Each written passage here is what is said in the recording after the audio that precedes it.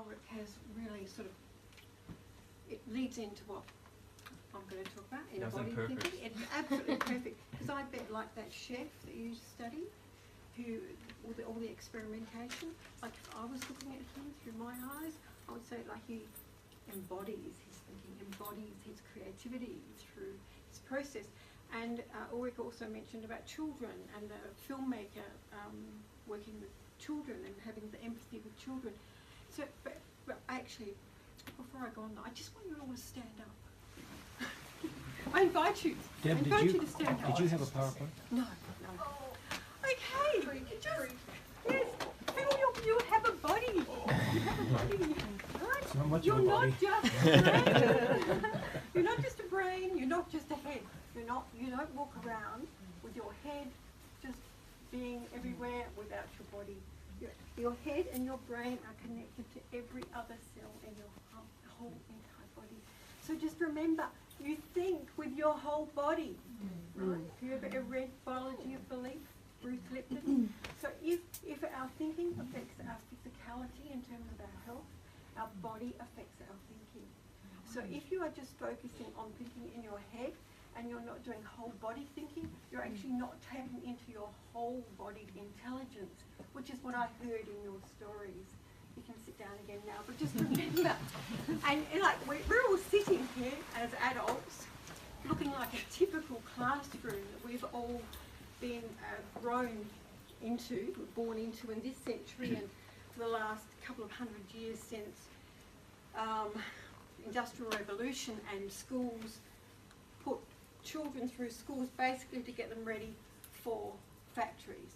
So we went through a factory model of education, and we're still leading that legacy, right?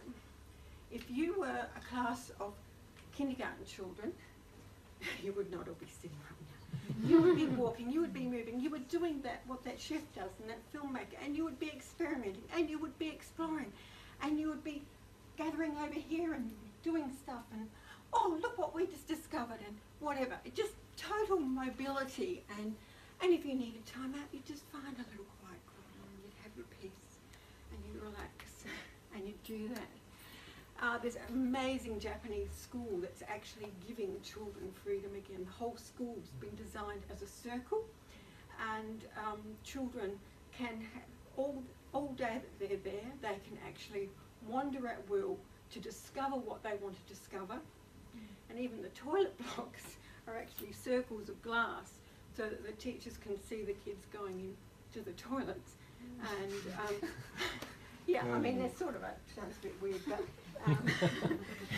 I won't go over that. But anyway, it's all like the children, they can climb trees, they can do whatever, completely discovering their own learning. So I was talking about embodied thinking. And why am I saying this? How many people go to a meeting or they're at work and you're sitting around and you're talking about being creative, or you're talking about being collaborative, and you go, but you know what? That guy's not being, or he's not walking his talk, or that woman isn't walking her talk. Who's ever had that happen? Who's ever experienced that? Okay, well, if you're looking at that, remember that you're doing it too.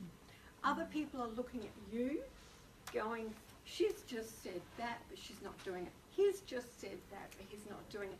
So there is a disconnect between what we say and what we do.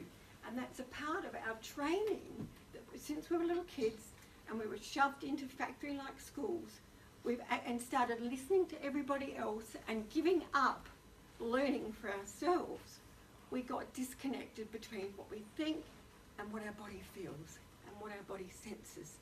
And it was Waldorf Steiner in the 1920s that actually wrote about us having 12 senses. We probably have a lot more, but we have just focused on thinking, because thinking has enabled us in this era to train people to be conform. But of course we're breaking out of that, which is great, because we've now got a lot of knowledge, we've got technology, we've got all this information, and with that now people are saying, I want my freedom, and I want to be creative, And so we're breaking out, and we're, of course, having workspaces where people can move around and walk and all the rest of it.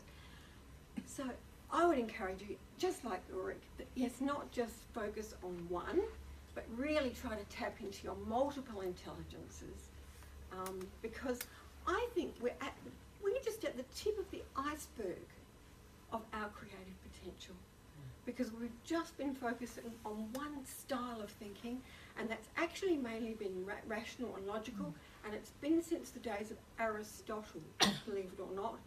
And at that point, we not only just focused on the rational and the logic, we got disconnected from our human nature. And